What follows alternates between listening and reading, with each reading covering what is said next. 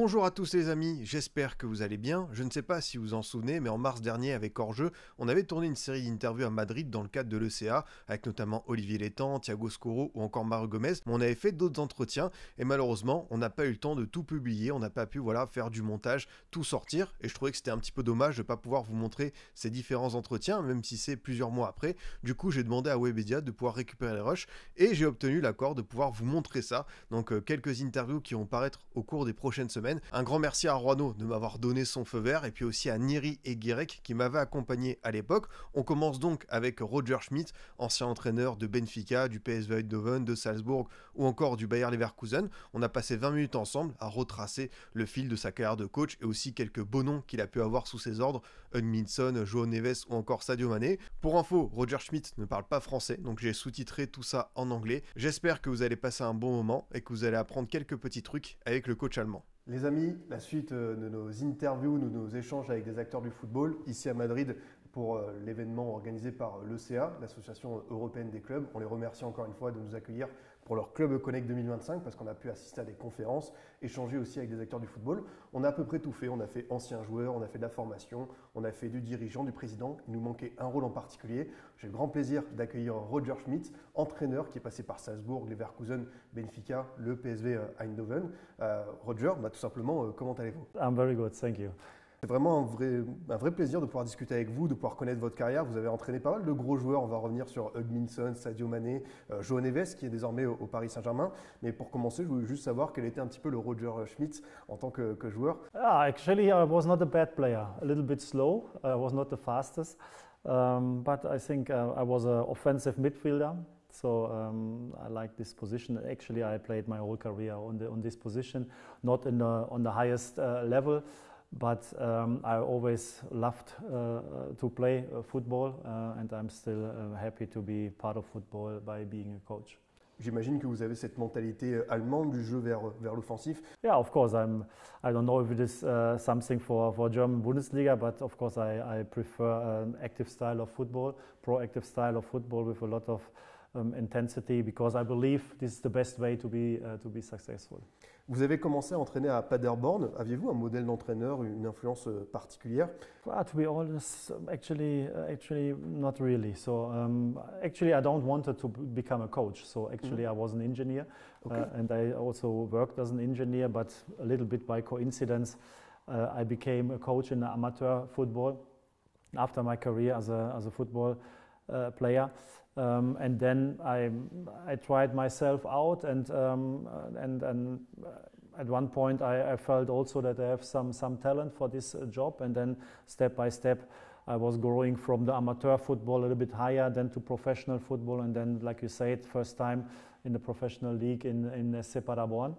I think it was good for me to develop over years to the professional football. So I think I tried to follow my conviction and at the end a clear role model I haven't had because I haven't known also a lot about other coaches, how they train, how they lead the team. So for me it was something I have to do by myself. Justement, c'était comment un petit peu vos premiers pas sur le banc, la manière de parler à vos joueurs? Yeah, like I said, so I was long time in amateur football for 6 years, and then I started with Paderborn in professional league, and doesn't matter. And at the end, later I was, like you said, at Bayer Leverkusen, Red Bull Salzburg, in Beijing. So my experience is that doesn't matter where you are. If you are in other countries, in amateur football, professional football, it is always the same task. You have to create a team who is very well connected. You need a clear idea how you want to play football, and then you have to be with everything you have. You have to become a coach who is passionate to develop the team to be successful. And I think this is something you have to do in amateur football, but also on Champions League level. Vous avez rejoint du coup le projet Red Bull avec Salzbourg en 2012. Comment c'était tout simplement cette expérience? Yeah, it was a great experience and great step for me because it was the first time abroad from Germany. You know, the Red Bull football there was at the moment zero. So there was a lot of Dutch influence in Red Bull Salzburg, and they wanted to change everything. So they wanted to play completely different football. And Ralf Rangnick became the sports director of Red Bull Salzburg, and he asked me to become the coach. And together we tried to create a very special kind of football, very intensive, very aggressive, high pressure, a lot of gegenpressing. And I think over 2 years, I think we really, how can I say, we overdid it. But at the end, we overdid it, and we felt, okay, it is going better and better. So it was the more extreme we did it, the better the football was. And so I think for my conviction, it was a very important step to be part of this great club. Dans cette équipe justement du Red Bull Salzbourg, vous avez eu Sadio Mané, qui est ensuite devenu un joueur de renommée internationale à Liverpool avec le Sénégal. Je voulais juste savoir comment était-il à l'époque, comment c'était d'entraîner un Sadio Mané. Sadio is an amazing player and also an amazing person. So Sadio, when I was there, was one of our first transfers. Sadio, I can still remember the first day when he came and we were sitting together in the stadium. He was a little bit shy because for him it was also a big step. But Sadio, from the start, he was amazing. He loves to play football. He was a team player. He had great skills, a lot of quality.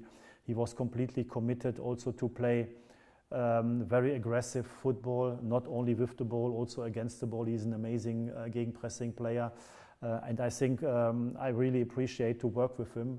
We are still in touch, and he's a player I really love as a football player, but also as a person.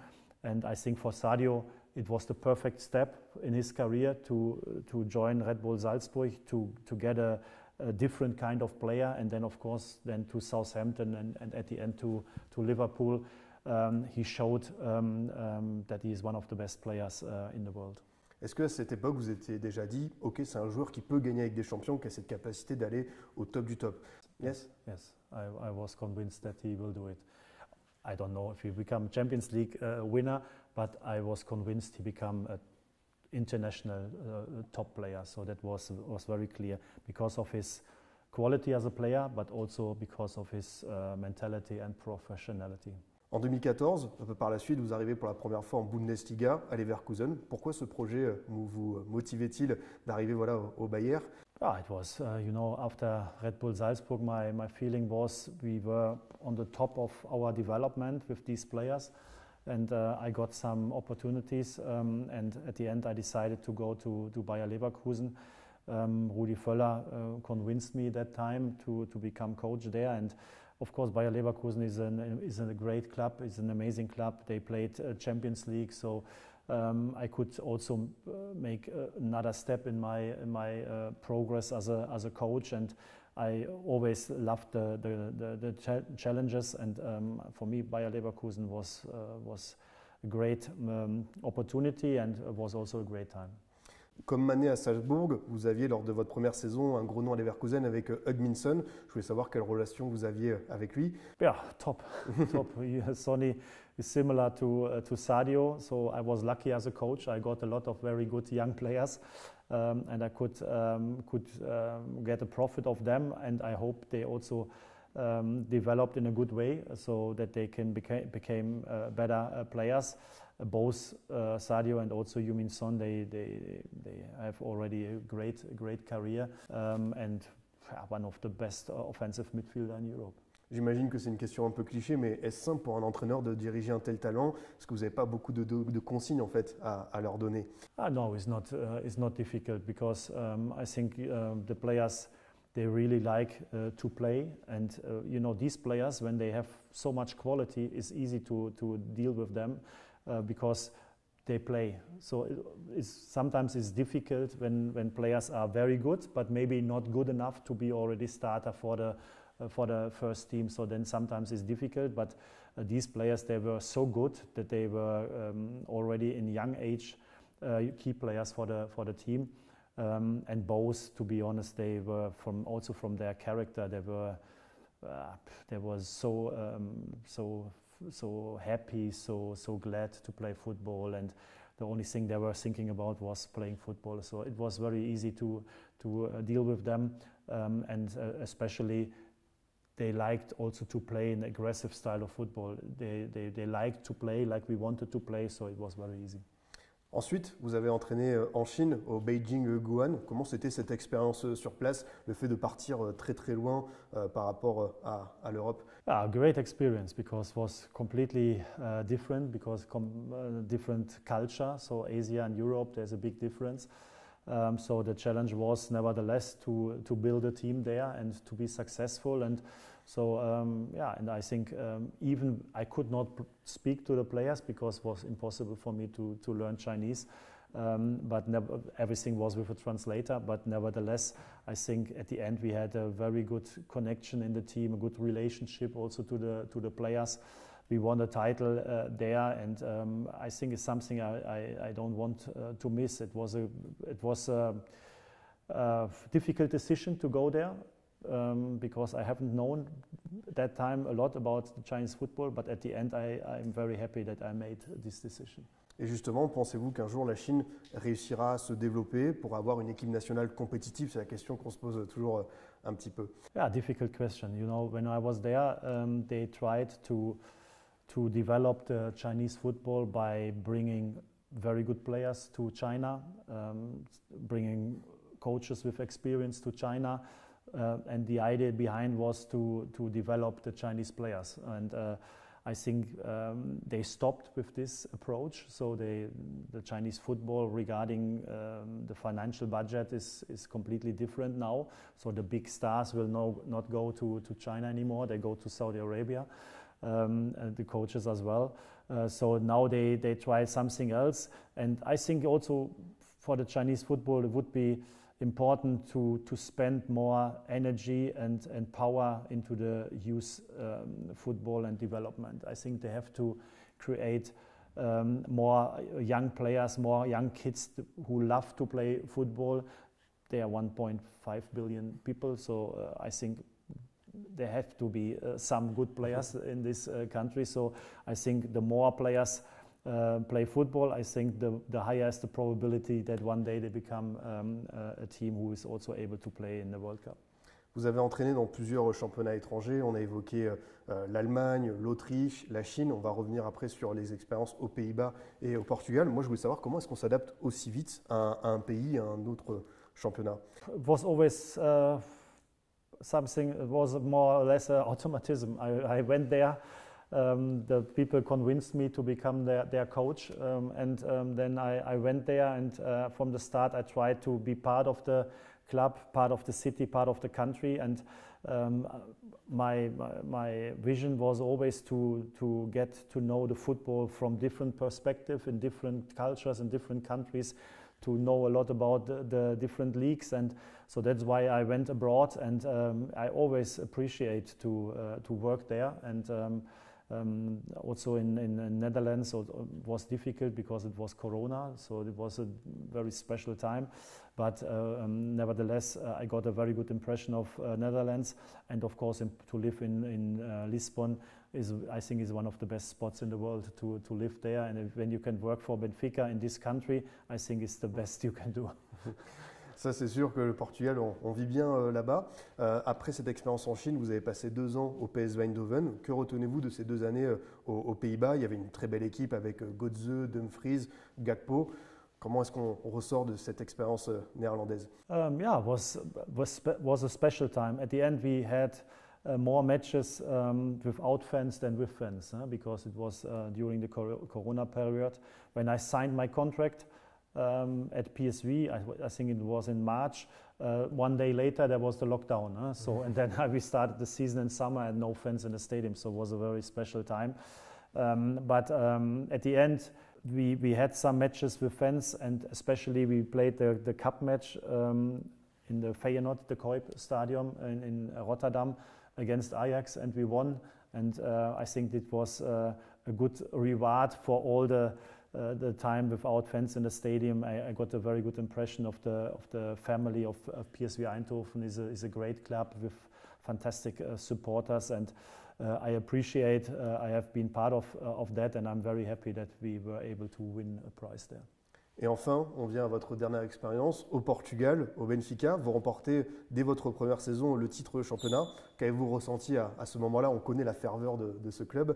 Yeah. I was very relieved, to be honest, because you know, when you are part of Benfica, you know how much love and passion is in this club, and also by this in the supporter group, and so to make them happy and to become champion was so important, because before they haven't won for 3 or 4 years not any prize. So I was very relieved that we could give them the championship already in the first season. It was a hard race with FC Porto. At that time we needed a lot of points, but at the end we did it, and the celebration afterwards at Marques Pombal was amazing, was one of the best moments in my football life. Vous avez lancé en professionnel Joao Neves. Je pense que la France, la Ligue 1 et le Paris Saint-Germain vous dit merci. Quel est votre regard sur ce joueur? Parce qu'évidemment, il y a quelque chose qui se dégage de lui. Both Gonzalo Ramos and Joao Neves were both my players. We became champion together at Benfica. That's the philosophy of the club, that at one point you lose these kind of players when they make the breakthrough, and then you have them maybe 1 more year, maximum 2 more years, and then probably they will sold by the club, because they need these kind of transfers.